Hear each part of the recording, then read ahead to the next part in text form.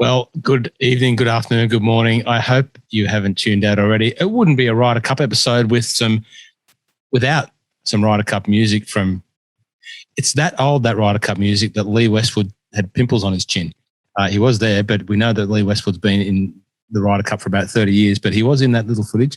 Wouldn't be a start of an episode without some Ryder Cup music, and it wouldn't be a start of an episode without me messing up a little bit of the audio by pressing the wrong button. So apologise for a little bit of a break there. But anyway, welcome back to the My Love of Golf podcast, everyone. Thanks for joining us. I've tuned Rocket and Mike in now. I had them on mute there for a while. I was playing my little bit of creative input to this episode. Gentlemen, how are you? Rodney Rocket Heron, I'll go with you first. How are you, mate?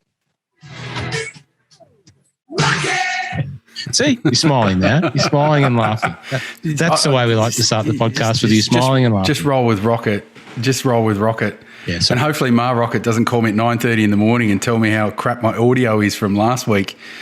Well, we'll get to that. We'll get to that in a minute, in a little bit of housekeeping for the podcast. Are you sure that was the Ryder Cup theme music? It sounded like Game of Thrones. I was like thinking, am I going to sit down and watch Jon Snow and the Father of Dragons or something like that? Well, if you're the production people of Game of Thrones, you might want to turn to the greatest sporting event in golfing history to pinch a little bit of creativity, just as we did.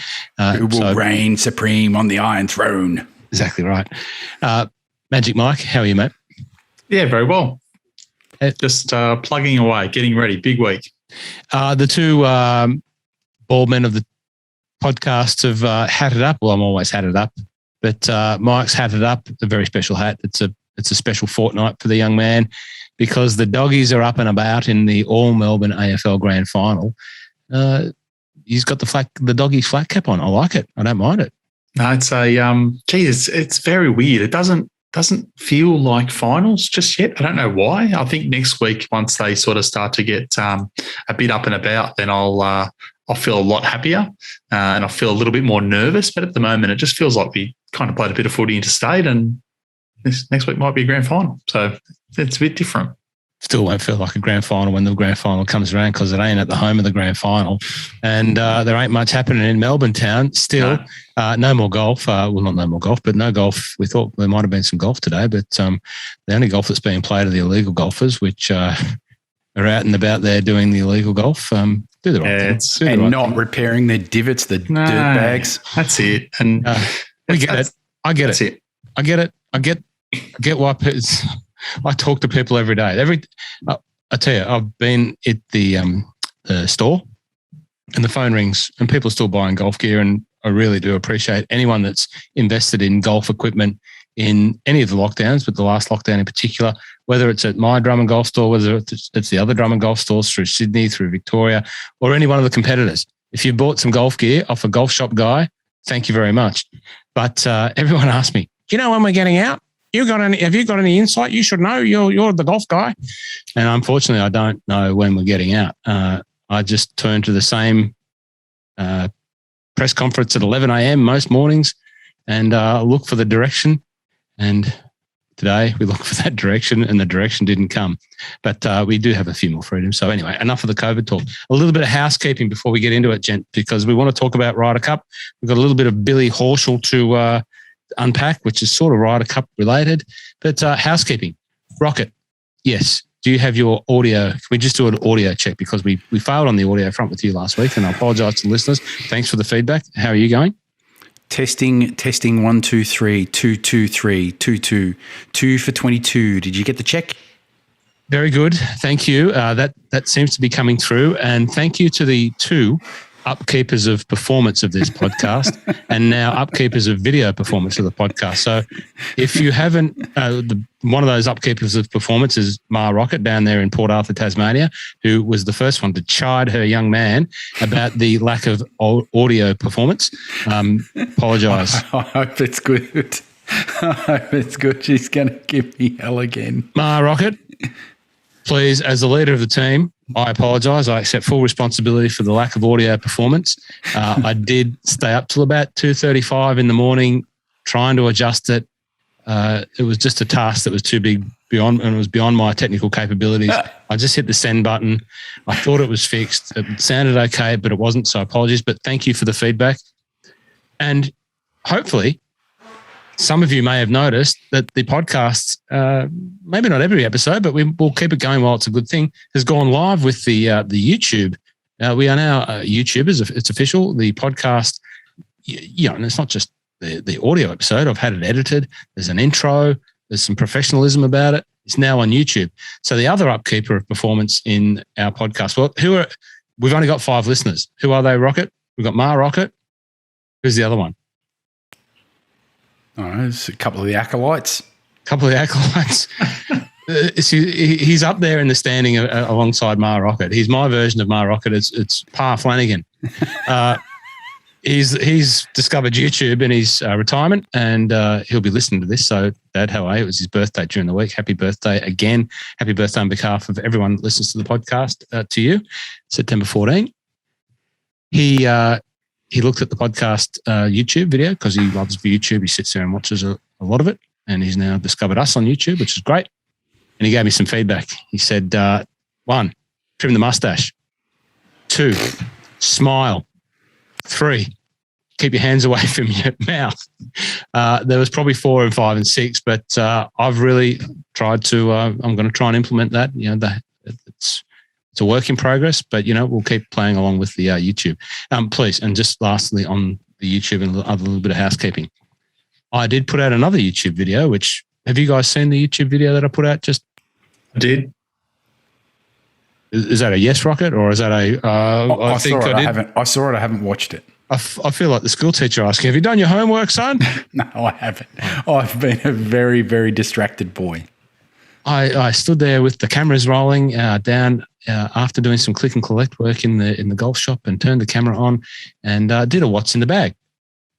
It's only me prattling on like I am there for about 35 minutes. I couldn't shut myself up, but I went through what's in the bag because a lot of people said, "Oh, what do you use? What do you play? What do you recommend?" and all that sort of stuff.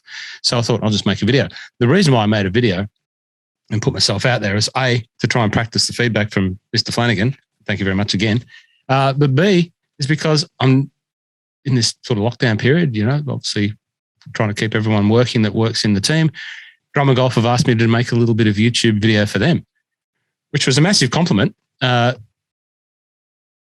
not knowing that I've not made too many YouTube videos, but I've been doing a little bit of videography in the store with some of the new product releases. So had the pleasure this week, and I want to just say a shout out and thank you to the guys that have given me their time. Matty Austin from Ping. He spent a bit of time talking about the new I-59, beautiful golf club. Jonathan Law from Titleist, who works in the Titleist fitting department. We talked about the new Titleist T100, T200, T300, and the U505 utility iron, beautiful clubs. And Alex Benjamin, who's a previous guest on the podcast, the TaylorMade experiential manager down there at TaylorMade in Melbourne in their HQ, runs all their fitting centres and all hail the Benji, all hail. Benji, you've got a fan in Rocket, you know that. But he also, Mike, I spoke to Benji during the week. You've got a fan in Benji yourself. He loves the tippage. He loves the insights. I like it. Benji, hopefully he's winning lots of money. Well, he was appreciative of the tippage, the tips, and he did want me to pass on the feedback to you. So Benji gave me a little bit of insight into the new MG3 wedges, mill grind 3 wedges. You should check them out because they're beautiful. a big upgrade from the MG2s and the UDI and the P790. So I'm doing a little bit of that, and in turn, we've got to dot the I's and cross the T's, but Drummer Golf are going to give this podcast a little bit of support back. We've been a little bit secretive with that sort of stuff. I've been trying to separate work and podcast, but anyway. Is that because I'm the security guy? You're the security guy? Well, it's my business being secretive. Oh, well, you might add some value. You might need some security consulting at some stage. So we might be able to incorporate that, but I'm sure anyway. That's been the housekeeping of this week. It's now 10 minutes in. We haven't even talked about any golf. The British PGA last week, it finished with the intertranscontinental two-tour Terry winning on behalf of the Americans. It's a bit of a surprise, Mike. It was. I know we talked about it. So I was surprised, as I said last week, that he actually was there. I mean, he played the Tour Championship, got straight on a plane and flew over, and even had enough time. I saw during this week, the European Tour posted out on their socials a video of Billy walking the course he has a guy that scouts courses and basically figures out how to play courses for him. He's actually employed by Billy. He does it all around the world for him. Doesn't everyone have one of those guys? I'm just looking at Rocket's face. I'll just buy a course guide when I get to a course if they've got one. That's about all I got.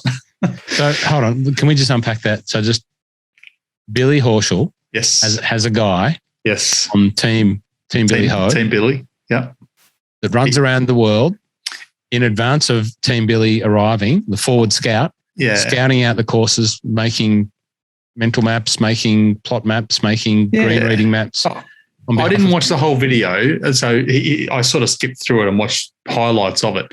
And he talked about he'd been with him since he won the FedEx. So he's been with him a long time. And so for Wentworth, I found out post that Wentworth's a course that he's loved forever, watched it as a kid and loved the tournament, which is one of the reasons why it makes sense that he's jumped on a plane and flown over.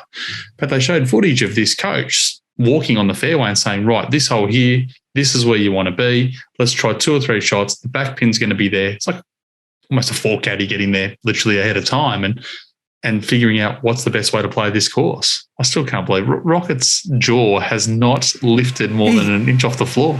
Excuse any of the background noise if there is sound coming through. I think I failed in my ability to blow dry daughter's hair after a shower.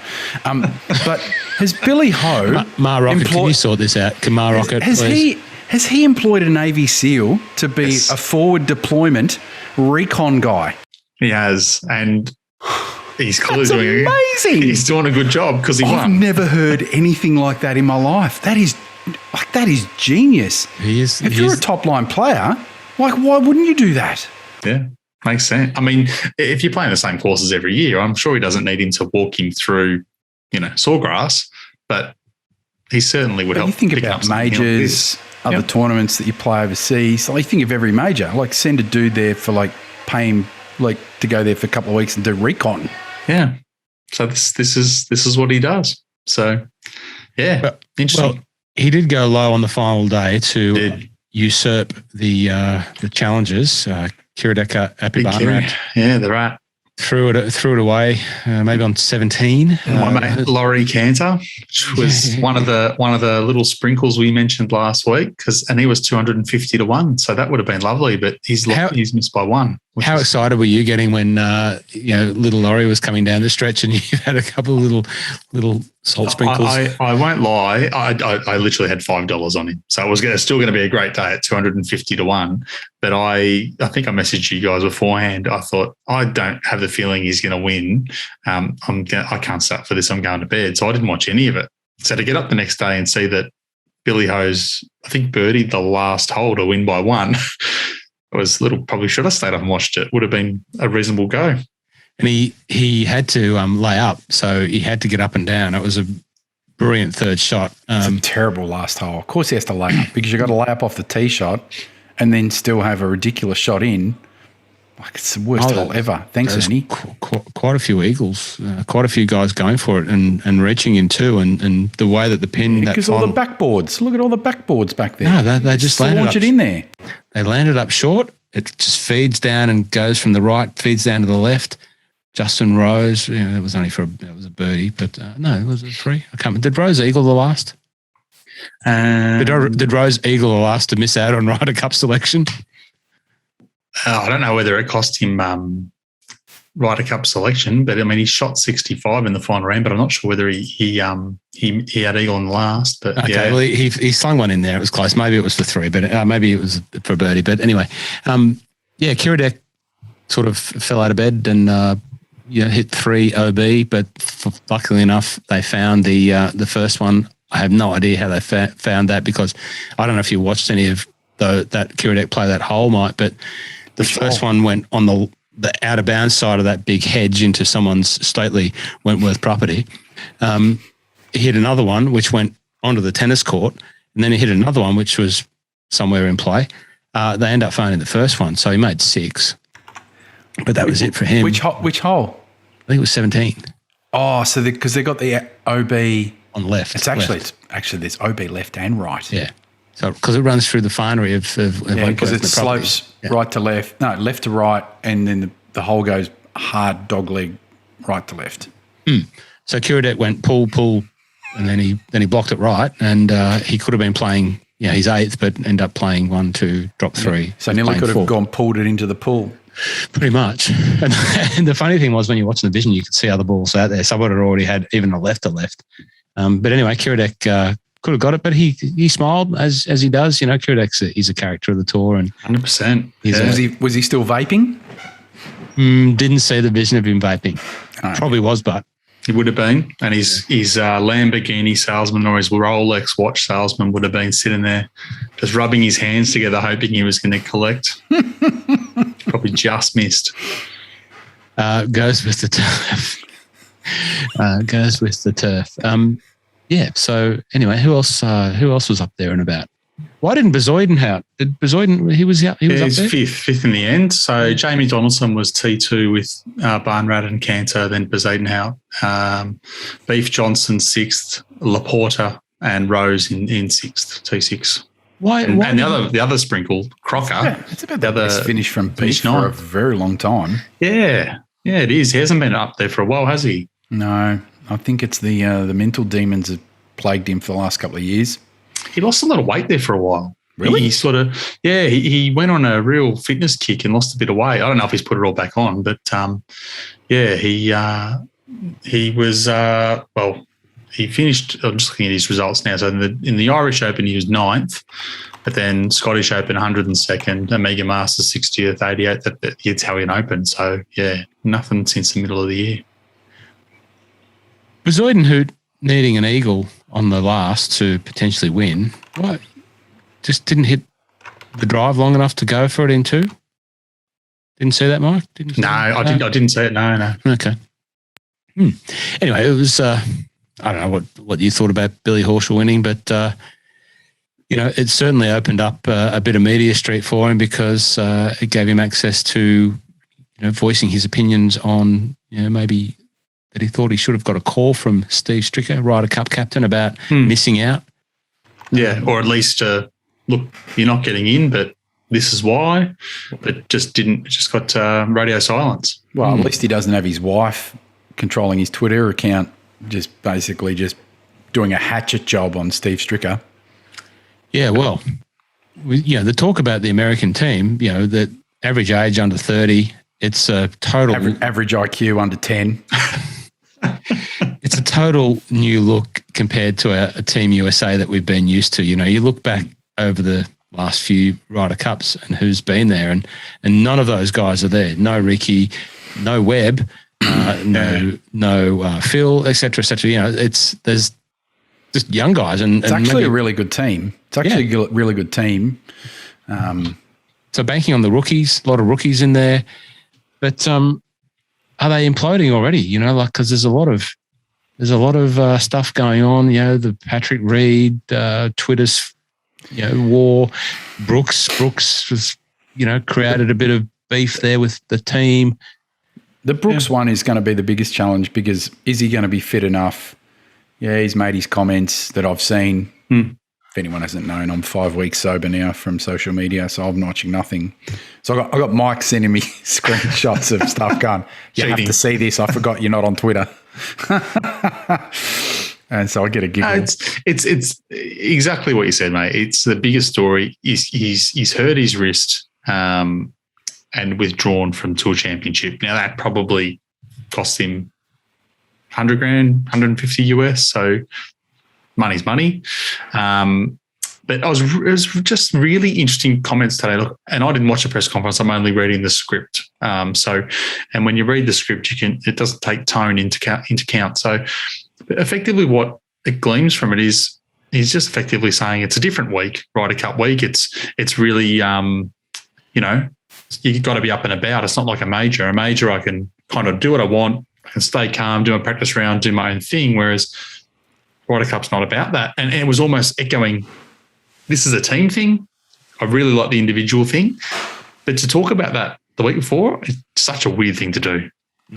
Yeah, and he's been quite public about, why he took up golf, because he loves the individual nature of it more than anything, because that's just his personality. So team sport isn't quite his thing, and it's going to really depend on who he plays with. So if Mr. Stricker has got half a brain, he should be playing Burger with Brooks, because they played at FSU together, Florida State University, for those that don't like acronyms. Yeah. So you just play those two together, because they'd be just a perfect sort of pigeon pair. They're both kind of stubborn. They both know each other.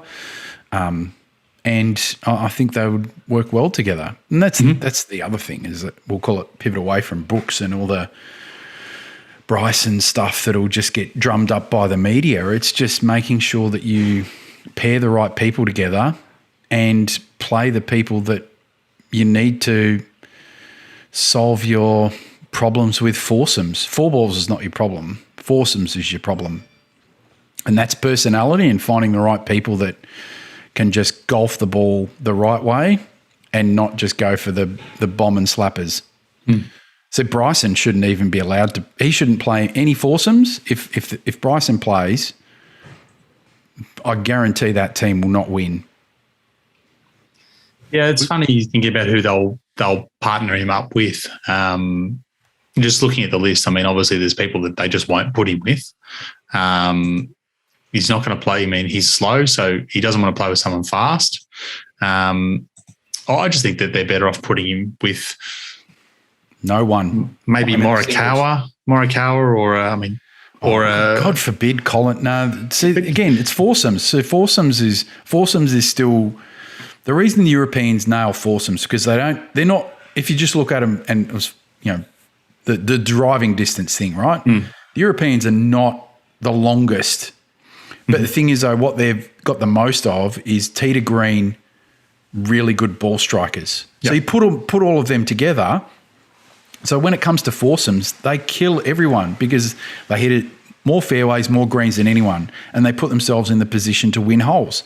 You don't have to have the best putters. You have to be okay around the greens and putting. And that's where the Europeans outstrip the US, because the US don't know how to play foursomes. They don't know how to just be good, proper strategy people. Yeah. So effectively, Bryson's not a strategy person, like flat out. So he should not play foursomes whatsoever. And if they decide to play him with foursomes, I'm looking at the list of people and I can't even think of the right person to play with him. The only reason I say Morikawa and the other one I'd look at is Finau is because both of those guys just seem like their personality is just they would be nice to whoever it is. They're not going to be fast and they're just going to be teammates. Who's going to be the Webb Simpson of this Exactly. Yeah. And they're the only two that I'd peg. Good point. Because he's not playing with DJ. He's not playing with Brooks. He's certainly not playing with Patrick Cantlay. No. And he's not. I can't see him and Spieth. I can't see him and JT. No. You're running out of numbers. Spieth and JT will play together in foursomes and four balls. Yeah. Guaranteed. Yeah. Guaranteed. Maybe the only other person might be Xander. Yeah. Maybe. Would Webb Simpson, he gets talked about a lot on the podcast. We love Webb Simpson. Would Webb have been in as a captain's pick if Patrick Reed made it in? Yep. Yeah, he would have. Yeah, He was sort of unlucky to miss out. Like he was on the, one of the ones like Billy O on the periphery. So you go back to the previous Ryder Cup, and you go back to even the President's Cup when Webb Simpson played with Patrick Reed at the President's Cup. Patrick Reed is not a tee to green guy. He's a short game guy. So the reason that I still don't even understand why they were played to get, why he even was allowed to play foursomes, because you need to have tee to green, and Patrick is not that. So Webb is too many times Webb's playing from junk. Yeah.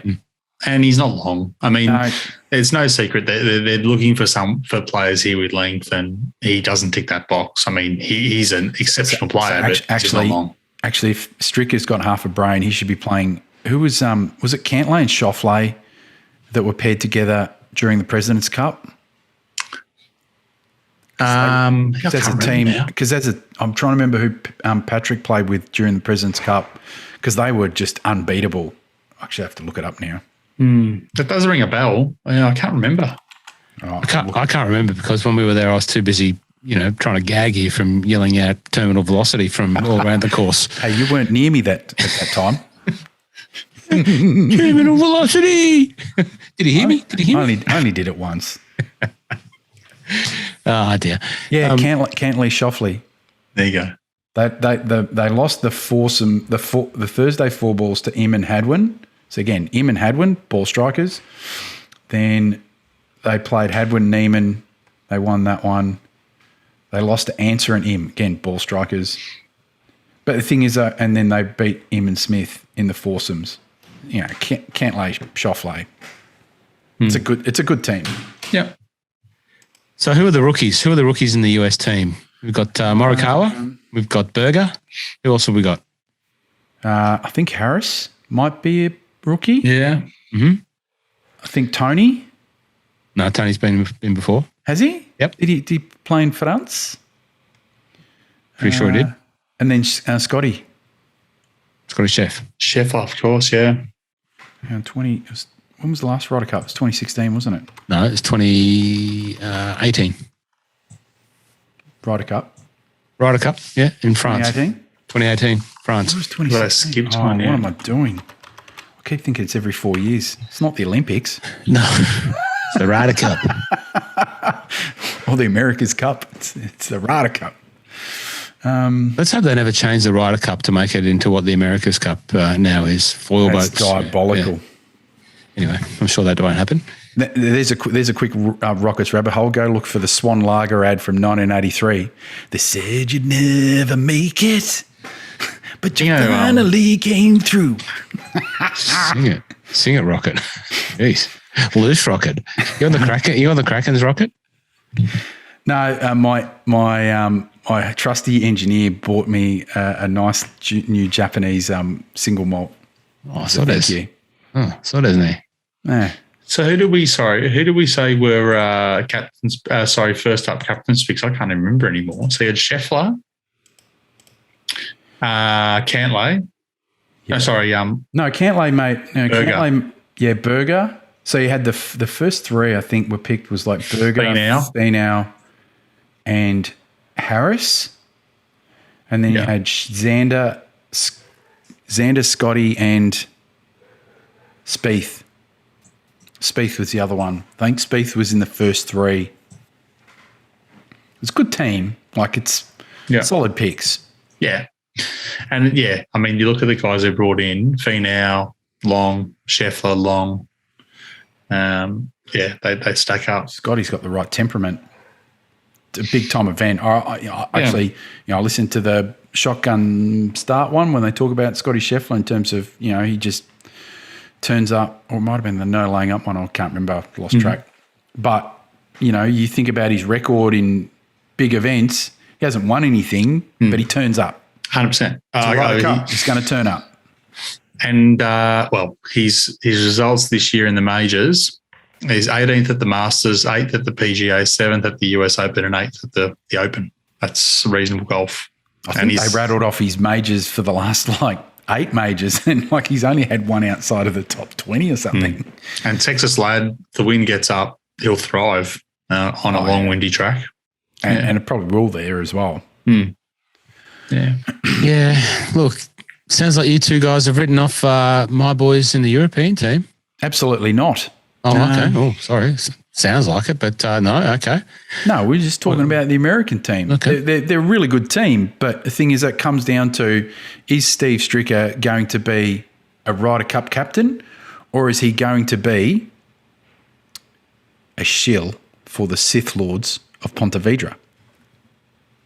And if you had to have a sprinkle or two, Caridi style, what way would you sprinkle? Oh, he's a potential Sith Lord. Right. Just sabotage. You know, it's easy to talk about it, but I just can't see, you know, the American team gelling like, you know, that sort of Ryder Cup team environment that is required to win and to perform and to lift each other and to, you know, I've never been to a Ryder Cup. I've told you the story many times about, you know, getting tickets and not being able to go. And Peninsula District Pennant isn't anywhere near like Ryder Cup. But I know how it felt when I played in that sort of team and what I would do for the rest of the other people in that team. So extrapolate that by the factor of 1,000 million. And the European team just ooze that. And they do. And they've got that in their favour. But I think, how many times do you need to roll up the newspaper and whack the dog on the nose before they learn? Like, I think that every man and their dog knows the European team wins because they're a champion team, not a team of champions. Now, surely the US team's taking that into account and are going to have to play a team like golf. Well, my tip is they probably won't. They're probably stuck on their egos thinking we'll just beat these guys because we're better, you know, ranked, better players, younger, stronger, longer, et cetera, et cetera. So let's not worry about that. Let's just, you know, I think someone was on, it might have been Brooks, it might have been some of the Brooks comments like, you know, I've got to do things in this environment that I don't have to do in a normal week of a major. Yeah. And it's different. And, you know, it was giving me the impression that he didn't like doing the team-oriented things and having to turn up to dinners, meals, et cetera, you know, when someone else tells him rather than on his own volition. So, yeah, you know. Yeah, well, you think about the personalities, right? If you go, let's break it down, the personalities, and I'll just read them off. Daniel Berger, are you going to see him doing some fist bumps? Yeah, maybe. Patrick Cantlay? No. Bryson? Yes. Don't even start. He'll be a lunatic. He'll fist pump putting his socks on. Harris English?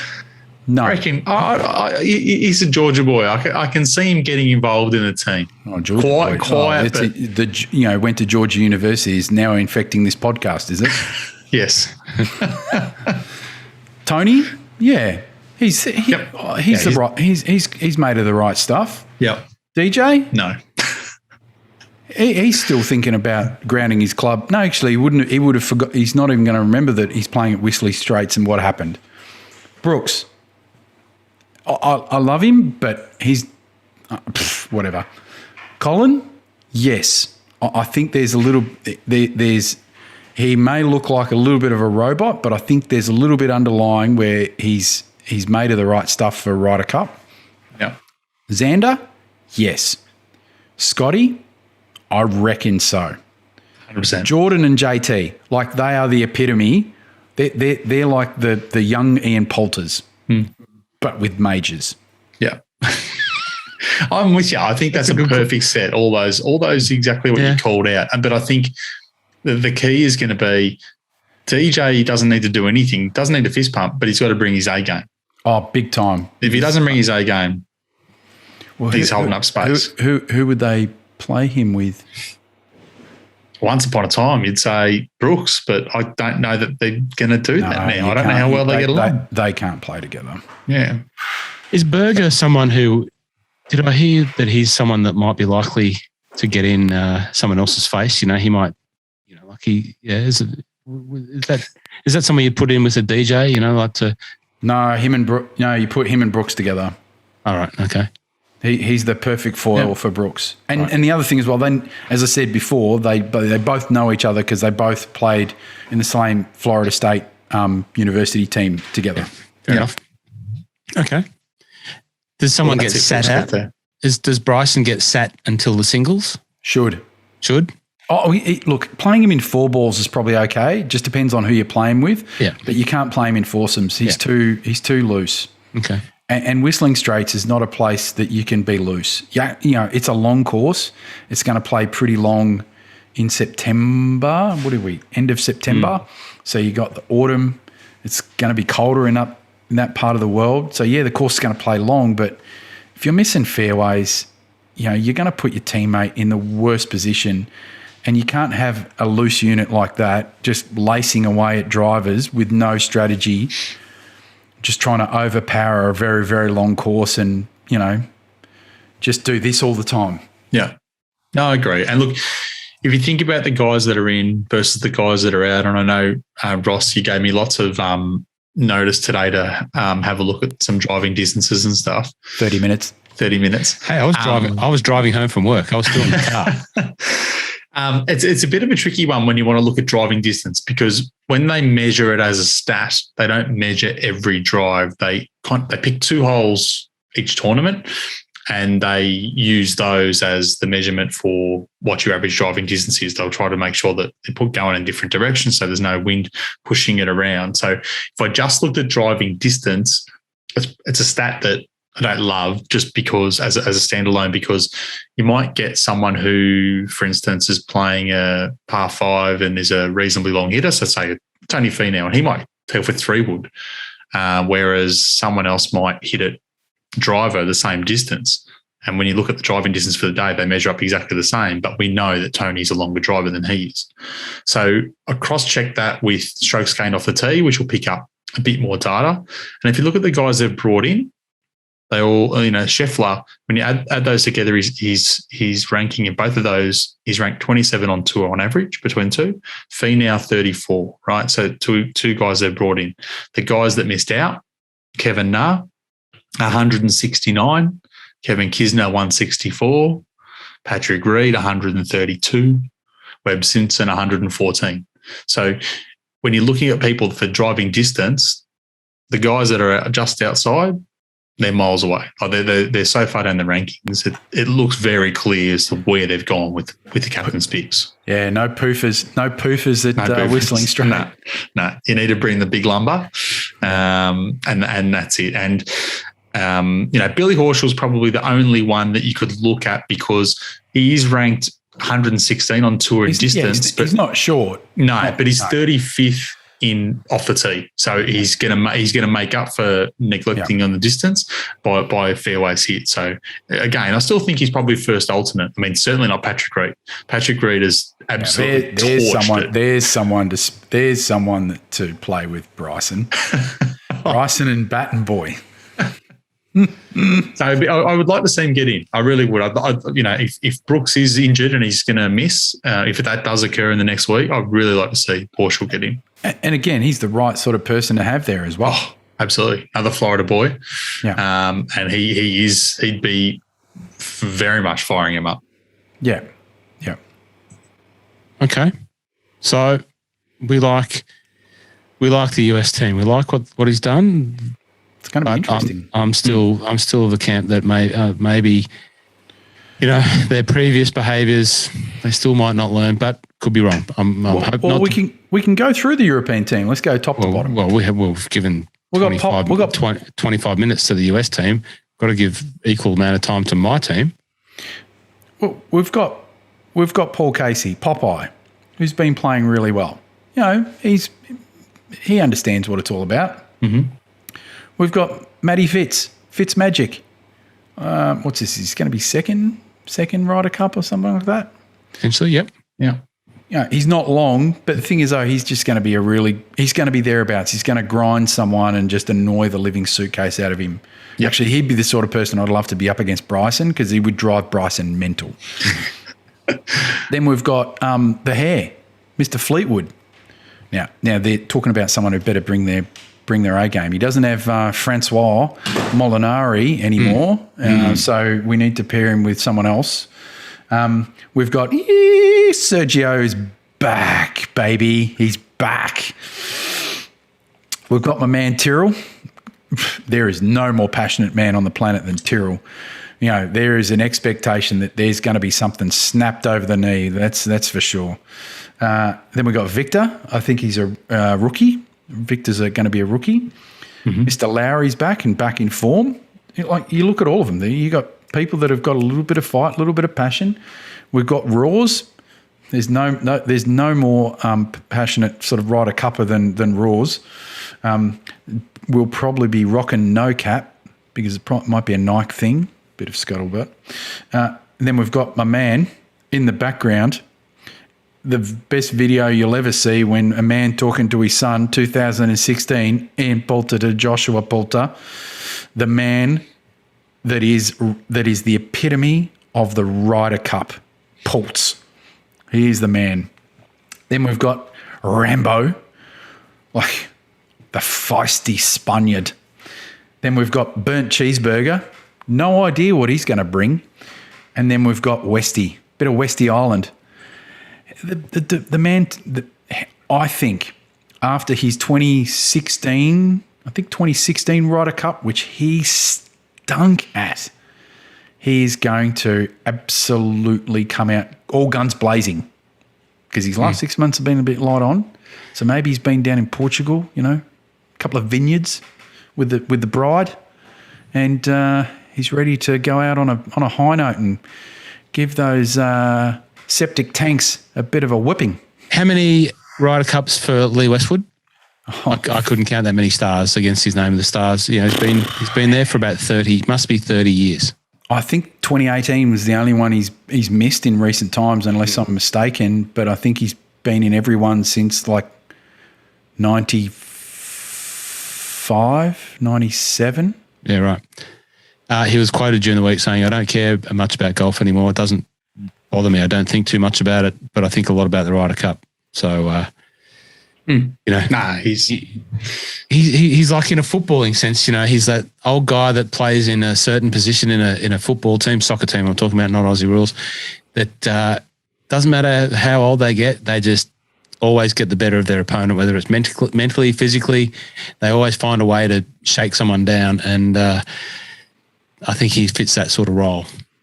And he's the one to whoever. Let's say it's Victor Hovland, or Cheeseburger, any one of the rookies. I wouldn't be surprised if he gets paired with one of them just to keep him on the keel, on the even keel. Yep. And you can see those guys there. I mean, you've summed it up perfectly around why they're there. I mean, we talked about the stats, how the US guys stacked up. The Euros probably have the better numbers. I mean, Rory ranks third overall in the PGA when you combine driving distance and off the tee. He's ranked top 5 in both stats. Sergio ranks number 10. He's 16th in driving distance and 3rd in off the tee. And Rahm is literally a freak show. I mean, he's driving distance, he's ranked 19th on the PGA Tour, 2nd off the tee to green 1st and 8th in approach. He's hands down the best golfer in the world by a long, long way. But then when you look at Westy and Poults' stats don't tell a great story, but he's playing good golf. It's a Ryder Cup. And it's exactly. He's going to lift people. He's going to lift people. And Westy's the same. Westy's played good golf. He's had a great year. He's definitely playing better golf now in the last couple of years than he's played in a very long time. And that's why they're there. You don't need everyone to be John Rahm. You need some people there that are going to tie it together. And you look at all of them; they're all. Probably the weakest tee to green guy is probably Poulter. Everyone else, you could hands down just go, do you know what? They're going to be whatever the stats are from strokes gained tee to green. Most of them are top line players, and there can be streaky putters, and that's okay in these kind of weeks. You bang on. But the thing is that they're especially when it comes to foursomes, and then even the 4 balls tee to green, you just need. Keep it on the straight and narrow in the foursomes, and the 4 balls you just need to have. You can be streaky, so it doesn't matter. It's a perfect combination. No, that's it. And look, you bang exactly what you said is exactly right, mate. Poulter's ranked 96 on the PGA Tour tee to green. Fleetwood 86 off probably less runs, but outside of that on the Euro team, there's nobody sitting on the PGA Tour ranking outside of the top 20 in tee to green. That's some good golf. Yeah, especially of course. I get a little bit. There's not too much TV that I watch other than a bit of Coronation Street. It's a bit of a family affair. Coronation Street under duress. Once you watch a season or 17, and you follow the themes and the tunes and the storylines. Yeah, you do get hooked at Coronation Street. I hope I haven't turned anyone off. But there is a show on at the moment that I really like, and it's that SAS show. Yep. And not so much about the celebrities. I actually like the English one when I get the chance to watch that. But I like Ant Middleton and I like DS Foxy, and Poults and Westy are the Foxy and Ant Middleton of the Ryder Cup team. You get in their face and they're going to tell them what to do, and the newbies going, "Yep, no worries, Mr. Poulter, no worries, Mr. Westwood," and off they go. And that's how I sort of see those guys. That's how I would hold them. If they come up to me and said, "Do this," I'd just go and do it.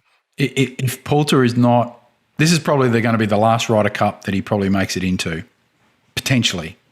Unless he does something, you never know. He might drop off for 12 months and then just have a stellar into his twilight years. But here's the thing is that it should be a guarantee. Like, if they don't ever make that man a Ryder Cup captain, they need to be struck down. Yeah. Oh, he would be locked in for multiple, surely. Give it to him every year.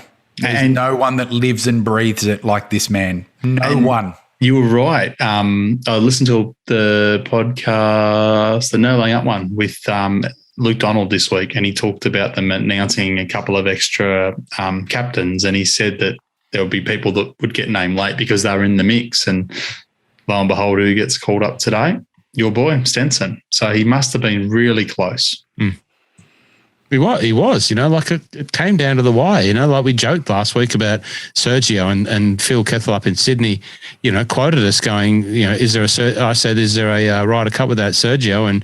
And Rocket's retort was, yeah, this one. And hey, I don't know where I was getting my email from, but Sergio's in. It was probably a really hard call, and it would have been one of those things where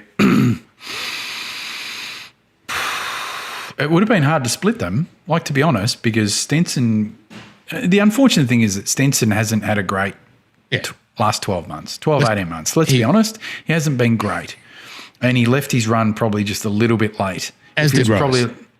Rosie and Stenson have left their runs a bit late. A lot of people were saying that Rose was hard done by, played great at Wentworth. You'd expect him to play great at Wentworth. He's played there a bazillion times. The thing is, Sergio's just a pure freak, right? Yeah. You can see he's got a little bit of form. He's been all right in 2021, and he's the sort of person where it's like it kind of doesn't matter. You just need a spark, and he's that guy. And the tiebreaker is the same stats we've talked about. I mean, I'm going on Euro Tour stats. Stenson's ranked 166th in driving distance and 153rd off the tee, whereas on the US Tour, Sergio is 16th in driving distance and 3rd off the tee.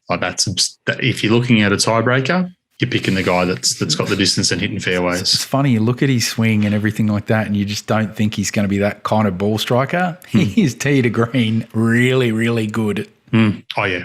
Does Sergio have the ability to get under the skin factor as well? Oh, absolutely. Yeah. He gets fired up, he does. It's a Spaniard. He's a Spaniard. If he's not getting under the skin of someone, what country is he from? I played beach volleyball against these clowns. They're dirty, cheating buggers. Does Sergio get paired with John Rahm at any stage in the foursomes or four ball? No, that's just too much. Too much? I reckon. I reckon they will. Actually, do you know what? It'd be pretty awesome. They will, for sure. They'll be... it's Pudrick. Of course, it's Pudrick Harrington. Of course he is. He's Irish. He's not going to do anything conventional. It'd be interesting to see. That's probably part of the fun, I think, is one of those putting those those T groups out. I can't wait. Actually, Tyrrell and Poulter. Yep. I reckon Tyrrell and Poulter. There's the terrible twosome. Does Westy get pinned with Fleetwood at any stage? Maybe not. Is there anyone that Fleetwood? Maybe I can see Westy. Two the same. Yeah, I can see those two sitting a bit. To be honest, I think the one that's probably I could see Rory. I could see playing with Shane Lowry. I think you'll like that matchup. I can see the Spaniards together. Casey's, playing great golf, maybe with Fitzy, but I don't know. Westy's one that I could see just plodding his way through. He's going to be the glue holding it together, but I don't think he's going to be playing every match. Yeah, and they'll probably, as I said before, I reckon they'll plonk him with the rookies to keep him. I could see him and Victor Hovland playing together. Yeah. That would be a really good. Yeah. That would be a really good matchup. Yeah, love that. Yeah, Fleet Burger. Like we had Molly Wood, but can we have a Fleet Burger? Yeah, why not? Burnt cheesewood. Weiswood. No, that's Fleet Burger. Fleet Burger's better. Hey, you heard it here first. Could be a T-shirt. Could be a T-shirt. You wait. If they get paired together and they win and they end up having memes in, sleeping with a cup together in bed, and it's Fleet Burger, you heard it here first. Mac Burger is probably going to be the one you'd think with the at the McDonald's sponsorship down the line. Actually, Sergio and Rahm, just sending them off first. The place that would be the perfect thing. Actually, we'd be like, I'm going to send them off first. Could you imagine the first tee with those two lunatics firing right up? That is just. It's actually. Do you know what? I'm going to take everything I said back. You're right, Mike. That would be the perfect. I would love it. Please, Pudrig, make this happen. Make this happen. The famous story from last time was JT and Spieth walking to the first tee, and they hadn't figured out who was going to tee off first because they just hadn't thought about it. And as they're walking out, they could hear the noise and the crowds. And he teed off 5 wood or a 7 wood, and he said he always uses it off the ground, never uses a tee. And he said, I was wrapped because if I put a peg under it, he said, I don't think I would have hit the ball. He was that nervous. So it's a big. I tried to get the picture in the background, but it's not golf. And that first tee shot is not normal for golf. It's different. It's the atmosphere is completely unlike anything else. Mate of mine went to the 2016 one, and when he came back, he said to me, if you don't see a Ryder Cup once in your lifetime, he said, you're doing yourself a disservice. He said, there is nothing like it. Yeah. Nothing. He said, especially being an Australian and you're a neutral ground, he said, there is nothing like this on the ground. He said, he's been to a lot of other big events, and he said, he couldn't describe it, the atmosphere for 4 days. Rome. We are there, Mike. Rome. We are there. Hey, the no laying up guys are getting paid by BMW to drive up there and do that, and then the shotgun start guys are driving an RV. I'd be happy with the RV option. The Bixby bus. I'd be happy with the RV option. I will take the single bunk. I will sleep on the floor. I don't care if it's a 3-berth, 4-berth. I'll sleep in the driver's seat. That's a 180B sponsoring. If you guys are there, I will drive. No problems. Mazda RX-2. Rotaries. If they still have people with British passports in Europe by that stage, I'm there. Yeah. Well, we're getting closer. Mate, exactly. What about maybe a Falcon panel van or something like that? I would sleep in the front seat of one of those if you guys were in the back. Been there, done that. Had my time in the back. Sandman. No, HQ Sandman. We were more cultured than that in Cessnock. We had the Toyota Corona Maroon station wagon. That's station wagon. Yeah, Corona station wagon. Yeah, made one at a Corona. Yeah, you can't buy one now. You can't see them. They don't exist because they're rare. And that's what I was. They're in museums. That's what I was wagoning around with. I thought it was the biggest car in the world. That's awesome action. Corona station wagon. That if you've if you've stayed. Oh, geez. If my dad stayed on this long to listen, he could jump on and tell a story about what I did with the Corona station wagon. I'll tell it anyway. He was overseas. He was in Scotland visiting my granddad who was ill, and I snuck back home to see a girlfriend. I was working in Sydney. I'd taken mum's car. I drove back up midweek to see the girlfriend that was in the hometown. They didn't like the girlfriend that I was seeing at the time. Maybe because I didn't tell them I had a girlfriend. The next thing I know, I get the knock on the door. It's the police. So I was at the girlfriend's house, and I said, anyone know anything about a maroon Corona station wagon? And I was like, yeah, it's mine. It's just over there. And they looked and they said, no, not over there. It's down there. I'd left the handbrake off. It rolled down the hill across the road and through the fence of someone's house. making that call to Murray in Scotland while he's visiting my ill granddad wasn't the greatest moment of my life, let me tell you that. No. So there we go, a bit of history that I'd forgotten when we talked about wagons and touring in wagons and who gets to sleep at the back and who gets to sleep at the front. Brought up memories of the Corona station wagon. So you're not driving, and if you are driving, we need to make sure the handbrake's on. Well, they're all automatic these days, Mike, aren't they? They're electric. They park themselves these days. Anyway, True. So who are we? I've got another couple of little bits of housekeeping to do. I think I fixed the audio, Rocket. I'm going to have to make a public apology. Maybe I had the volume of the computer down. Maybe that has an impact. I don't know. Nah, it's probably me because I did have a problem during work, and it might be how I'm sort of facing the microphone, whether I'm my angle. I don't know. No, it will sound better today. I'm tipping Europe. I cannot go with that. My British passport in one hand and my Aussie passport in the other hand. So it's got to be Europe for me. I want Europe to win. Okay. Magic? I'm going to say the US is going to win. And sadly, I think they'll win comfortably. Okay. Sorry.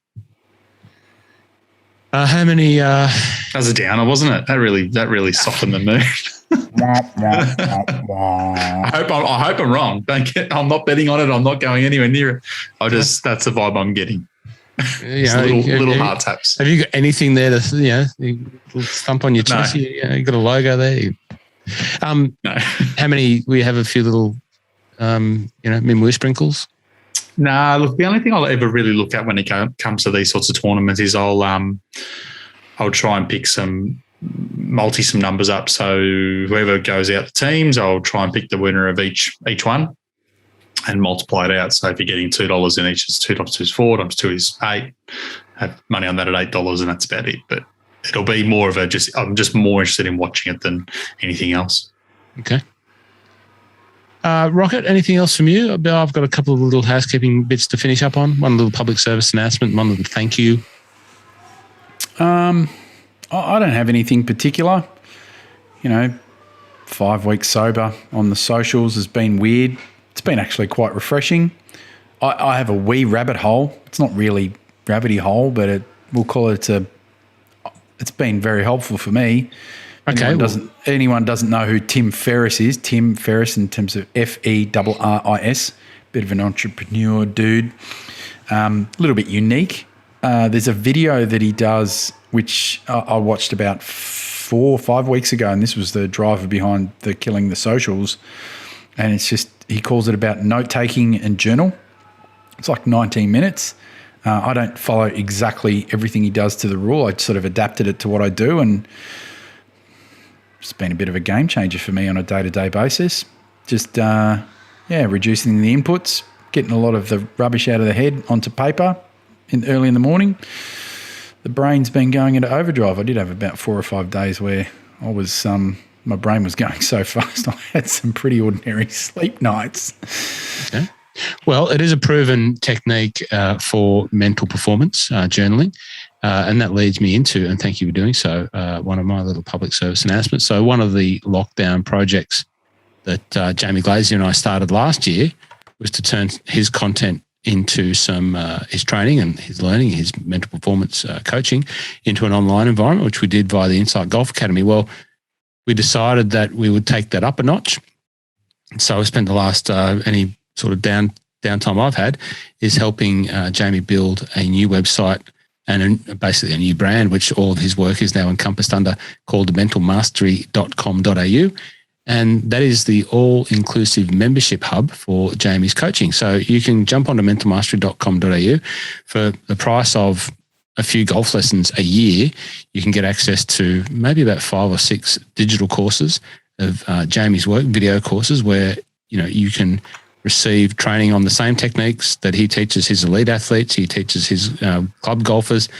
The stuff that he'd be talking to Lucas about, PGA Tour, Australia's very own PGA Tour graduate this year, he talks about in that course. It's a membership, so there's all his blog articles, can communicate and ask questions. So I've been working on that. So if anyone is interested, mentalmastery.com.au, there's a bronze, silver, gold and platinum membership. Love to see you over there and getting some of Jamie's training, because you can't get it any other way. You have to see him face to face, and you have to see him face to face at great expense. It's a great investment because, as everyone knows, there's so many quotes about it. Golf is, largely played between the ears. Yeah, it's like, Ben Hogan said, the part of golf is played it's 6 inches. It's in between the ears. Golf is 90% mental and, 110% even more mental.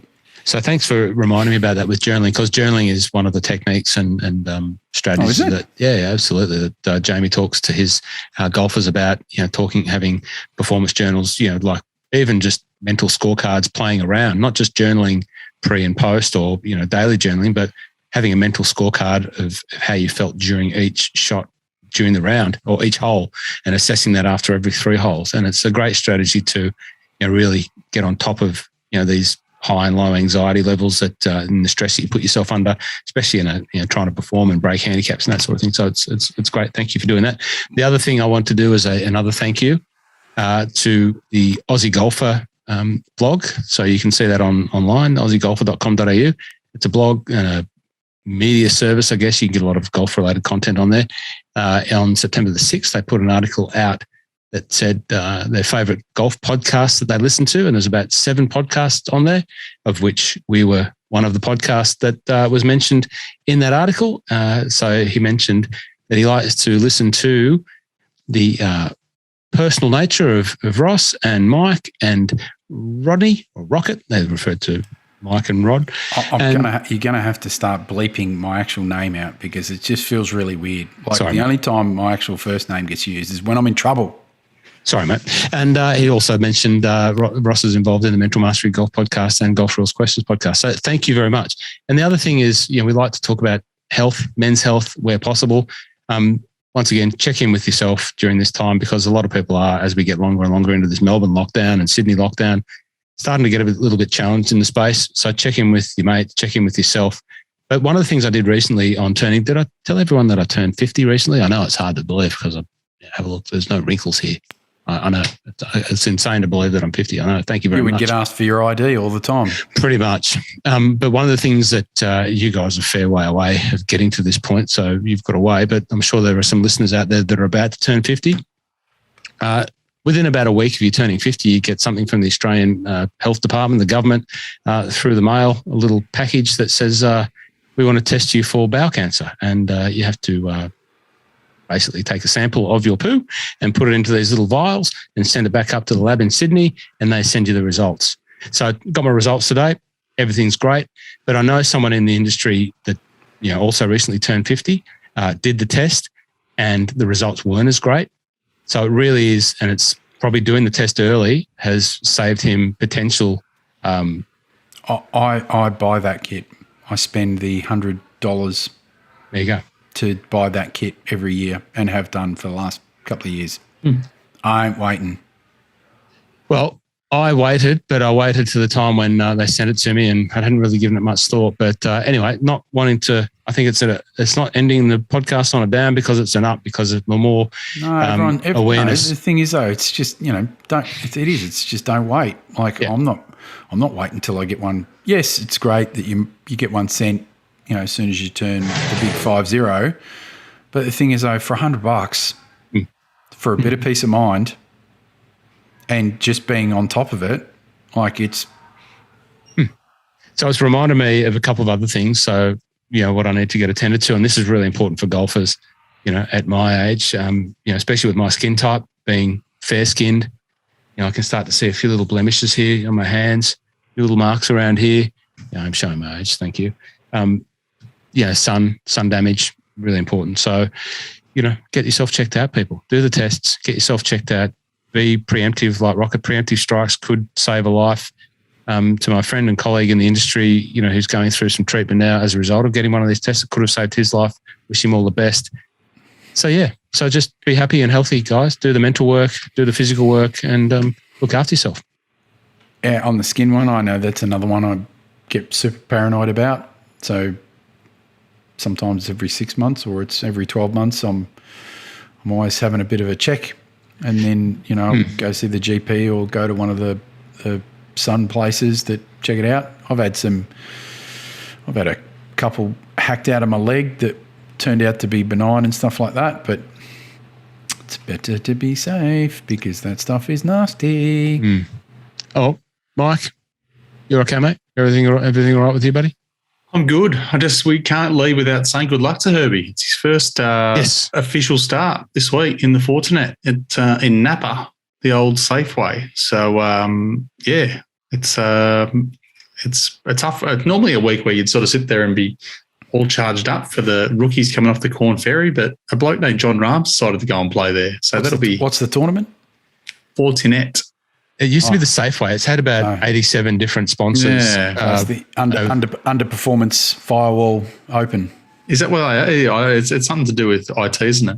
I think. Yeah, the Rockets. I know it is. That's why I called it the underperformance firewall open. They're selling to you, but Herbie's around 100 to 1. I hope there's one that works for Fortinet that's listening to this.